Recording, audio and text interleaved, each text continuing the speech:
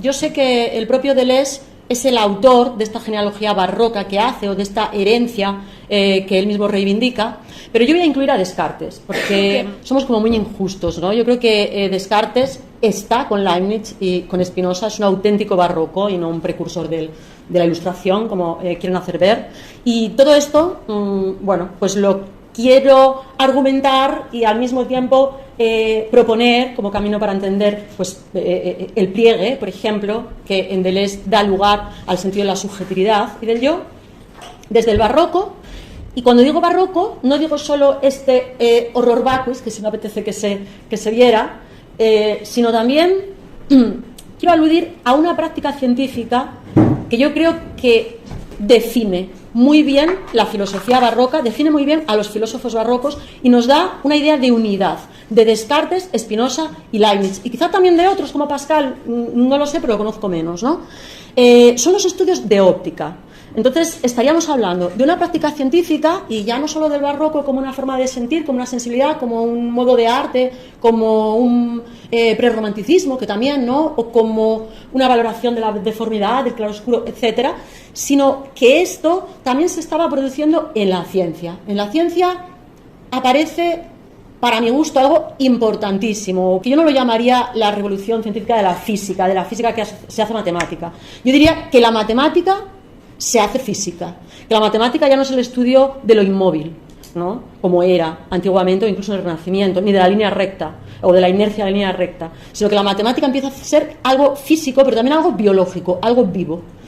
Algunos pueden pensar, bueno, pero en Descartes no está ese mecanicismo que no ve lo vivo, que lo reduce a física. No, es que yo creo que somos nosotros los que vemos en la física algo matemático antiguo, en lugar de ver que esas matemáticas se hacen físicas y vitales. Porque las fuerzas, efectos como la fuerza, los efectos acumulativos, como los desvíos, la curva, el trabajo, todo esto es vida, ¿no? Leibniz lo llamaba vis viva, aunque no fuera orgánica, en un principio.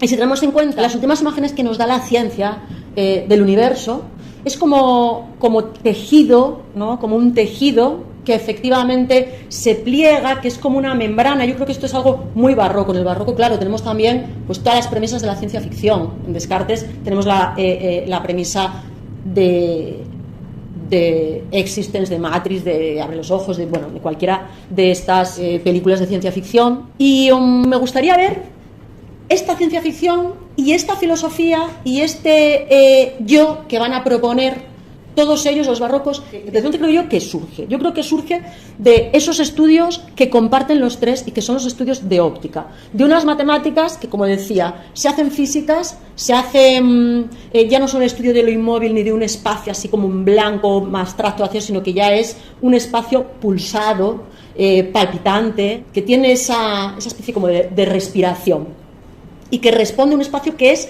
como un tejido, parecido al tejido orgánico, pero parecido también al tejido que conforman, pues yo qué sé, las ondas lumínicas, auditivas, lo que fuera, ¿no? Como que parece que la información también viaja por ese universo que tendría algo parecido a neuronas. Entonces, bueno, estudios de óptica y, por tanto, estudio de la luz. En el barroco no es solo que la luz y la sombra les guste por esa especie de oscuridad en el alma barroca, sino también porque es el auge de los estudios de óptica y, por tanto, también de una matemática proyectiva, de una matemática que antes de esa revolución del siglo XIX ya encuentra en el punto, en esa unidad mínima, algo diferente. El punto es el punto de inflexión, y esto lo vemos con la geometría analítica, esto lo vemos con el cálculo infinitesimal de Leibniz, que luego vamos a visitar. El punto es el punto de inflexión, y por tanto es el clinamen, o si lo queremos llamar así, o es ese desvío que hace que el espacio se pliegue, y que también hace que la luz, que también viaja, se pliegue, se refleje, se refracte. Entonces, también se va a estar estudiando con la óptica el ojo, por eso que son unas matemáticas que están apelando al ojo como un punto de encuentro también. Visteis que esas paralelas en matemática proyectiva tienen un punto de encuentro, que es el ojo. Entonces vamos a ver un poco también el yo como el ojo a donde llega una luz, y por tanto ese yo también que poniéndose unas lentes u otras de estas que hace Spinoza, pues puede dejar pasar la luz de una manera o de otra, ¿no? Pero que en todo caso el ojo es un medio también, y es un medio pues más denso que el aire, incluso que ese agua en el que se refracta. Entonces, bueno, ¿qué tenemos? Pues tenemos que, si hablamos de óptica, no podemos dejar de hablar de Descartes. Descartes está estudiando algo tan importante como la reflexión y la refracción de la luz, ¿no? Entonces, yo quiero que imaginemos hoy un Descartes que en lugar de ser ese racionalista o ese idealista del yo, ese egocentrado, pensemos en un Descartes que tiene un interés particular por los espejos, que está estudiando el espejo y que está también poniendo en duda la percepción objetiva y que está hablando de una percepción que es múltiple, depende de dónde me ponga y depende el medio que haya entre una cosa y la otra, porque la luz, en cuanto entra en otro medio, se refracta y el ojo es uno de esos medios, no solo es el agua, ¿no? Estamos viendo, por tanto, un Descartes que se fija en los espejos, como Narciso, ¿no? Que sabe que el yo nos lo construimos en esa reflexión y que pone en duda la percepción objetiva y que tiene miedo de estar loco, a estar desvariando, a estar delirando, e incluso a no tener la más mínima lógica, a estar sobrepasado por una lógica que se impusiera por encima, ¿no? Por un programa que se nos tirara por encima. Yo querría ver este Descartes que estudia la luz, que estudia también las cámaras oscuras, se parece un poco al alma, ¿no? Estudia las cámaras oscuras donde llega como un eco de la luz, pero allí como que se formula una interpretación, digamos, que luego sale por otro lado, por tanto habla de interpretaciones.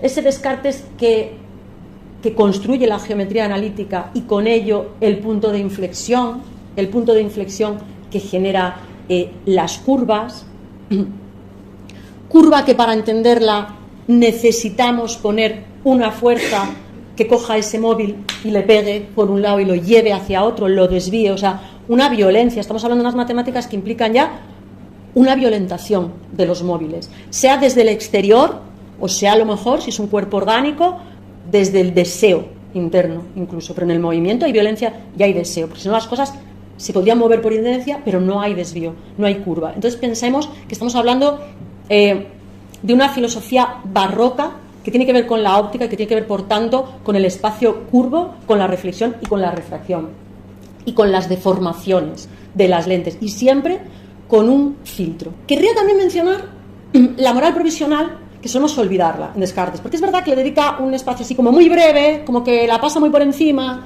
como que la moral no le interesa mucho, como que la moral, bueno, que nos sirve para pasar desapercibidos. No olvidemos también este encuentro que tiene aquí, o esta resonancia que tiene con el ser imperceptible, ¿no? De Deleuze. O sea, el filósofo enmascarado, al fin y al cabo, es alguien que pasa desapercibido, pero su programa para hacerlo tiene mucho que ver con un perspectivismo, porque de lo que nos habla en la moral provisional es, bueno, de adoptar en cada caso pues las costumbres del lugar en el que estamos. Es decir, no es un yo que esté centrándose, es un yo que se está descentrando todo el tiempo, que te está proponiendo que si viajas a otro sitio puedes hacer lo que hace la gente allí, te disuelvas un poco, pases desapercibido y pruebes la vida en ese lugar, en ese espacio, pues desde las creencias, desde las costumbres, desde los hábitos, desde el nomos de allí.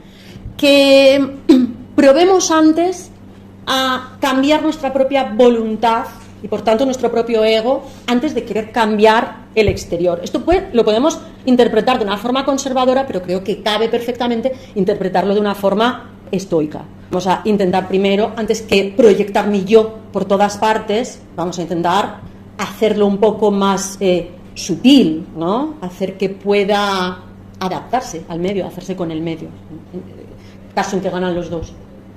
Y por tanto, ese yo que logra él rescatar en las meditaciones metafísicas y también en la moral provisional del Tratado de las Pasiones, no es nunca un yo enterizo, perfecto, etc., sino que es un yo provisional, errático, dramático, con miedo a esa locura que siempre amenaza su centraje, etc. Bueno, aquí tenía puestas algunos dibujitos más, así un poco como de instituto, pero bueno, quería también colocar aquí esta portada del libro, de la Dioptrique de René Descartes, para que veamos un poco, ¿no? esa línea en que se entienden estos tres filósofos.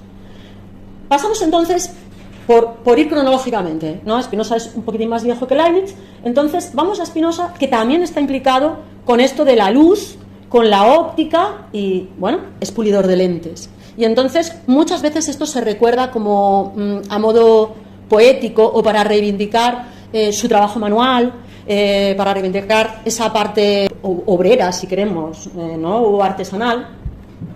Y por eso también pues tengo aquí esta fotografía de su laboratorio, estas gafas barrocas, estos instrumentos, y también este pequeño ensayo algebraico sobre el arco iris, que no se sabe exactamente si salió como anónimo publicado, pero que se cree que la autoría es de Spinoza, como que todo apunta hacia ahí, pues bueno, porque se lo lee en línea con cartas, en línea con la ética, etcétera, ¿no? Entonces, bueno, incluso hicieron una publicación donde se le atribuye directamente la autoría. Él también estaba preocupado de la perspectiva, pero de la perspectiva óptica, ¿verdad? De cómo nos llega la luz y cómo esa luz que antes veíamos, la veíamos como en el lápiz, lo típico, el lápiz que entra en el vaso y se refracta, pero ¿qué pasa con la luz cuando entra en el ojo? El ojo va a formar parte de las matemáticas y el ojo sí que es algo viscoso, membranoso y que refleja luz y refracta luz, es un medio también.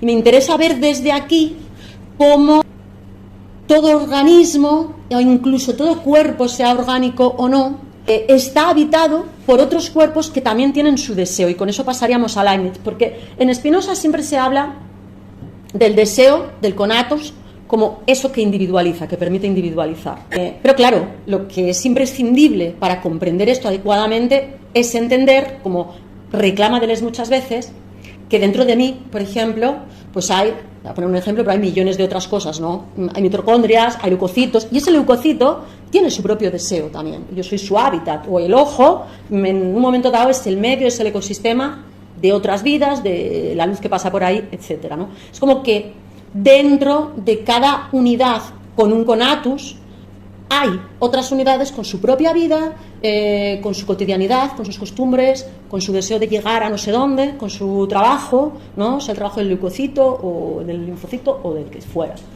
Y bueno, esto nos permite también pasar de una forma, creo que bastante coherente, a eso de los micromundos, microcosmos y macrounidades de Leibniz, ¿no?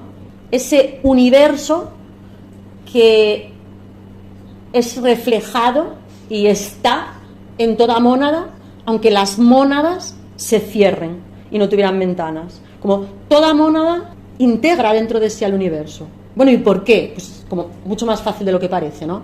Porque la mónada tiene todo un universo dentro de sí. Tiene todo un universo. Es un poco lo que está diciendo. Cada cosa que imaginamos como unidad tiene un universo dentro. Vale, en Leibniz me interesa mucho también que entendamos el pliegue y la perspectiva en lo que él aporta a la óptica desde el cálculo infinitesimal. Entonces, yo aquí lo que voy a poner es pues una explicación que a mí me gusta mucho, más o menos intuitiva, de una derivada. Pensemos que la derivada, que es una de las cosas que se inventa Leibniz, es un intento de que podamos comprender el movimiento curvo a partir del único que conocemos, entendemos y fenomenológicamente vivimos, que es el recto, porque solo tenemos la inercia del movimiento rectilíneo, ¿no? Fenomenológicamente, claro. Esa curva que podemos hacer con el coche o cuando giramos o cuando tratamos de dar efecto a una pelota a la que le damos una patada, pues ahí estaríamos experimentando esa fuerza que acaba construyendo una fuerza centrípeta y por tanto un movimiento curvilíneo, pero que depende de que ese movimiento recto es refractado, es desviado cada poco, golpeado por una violencia bien interna, bien externa, para ir jugando en torno a un centro.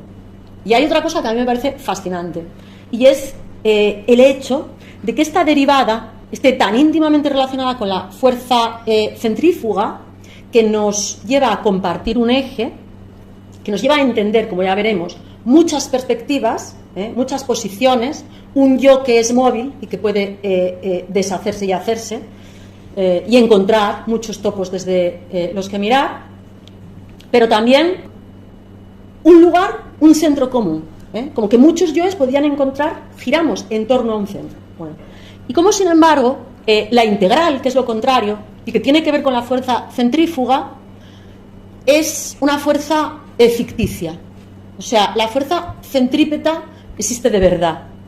Lo podemos comprobar en nuestros giros. Podemos encontrar una inercia final, como cuando jugábamos de pequeños, y girar en torno a un centro compartido, en torno a un eje compartido. Sin embargo, cuando nos parece que una fuerza nos expulsa hacia afuera, como por ejemplo cuando vamos en un coche y somos copilotos, y el piloto gira, hace una curva y nosotros nos vemos como despedidos hacia el otro lado, nos da la sensación de que su curva hacia un lado, su cambio, es decir, su desvío, a nosotros nos expulsa afuera. Mirar la metáfora social que esto puede tener también, ¿no? Cuando hay un cambio de dirección que yo no me esperaba y que yo iba con mi inercia, yo me siento expulsado. Pero en realidad no existe tal expulsión. La fuerza centrífuga, como sabemos, es ficticia. Es una sensación nada más que se produce cuando yo, ante ese cambio, insisto en seguir por mi línea recta, ¿no? Con la inercia del camino recto que tenía por delante. Entonces, cuando alguien gira para otro lado, yo me siento expulsado para el contrario, pero porque quiero seguir en el mismo camino. Vamos a ver aquí cómo.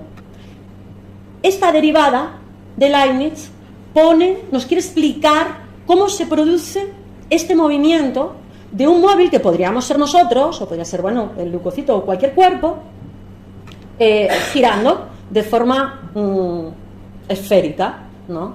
Bueno, nosotros no podemos comprender esa esfericidad y por tanto, eso que pareciera como que era algo divino, ¿no? Las trayectorias esféricas. Y entonces lo que hacemos es poner por encima un polígono de cuantos más lados mejor, ¿no? Aquí son 16, para que se puedan un poco percibir. Y entonces ya imaginamos, mirar, que ese móvil va en línea recta, pero en cada punto de inflexión, que podemos ver gracias a la analítica de Descartes, en cada punto de inflexión, pues es empujado, desviado por una fuerza que lo lleva hacia otra parte, ¿no? Así yo creo que se van entendiendo, ¿no? Visualmente. Entonces, en cada punto, ahí lo pongo como en grande, pero en cada pequeño punto iría desviándose un poco de tal manera que va dándose un efecto acumulativo y entonces encontraríamos en esta derivada esa aceleración que se hace regular en cada punto. Un poco más rápido.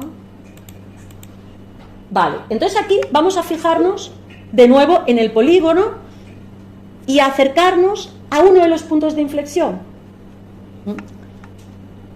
A este, por ejemplo.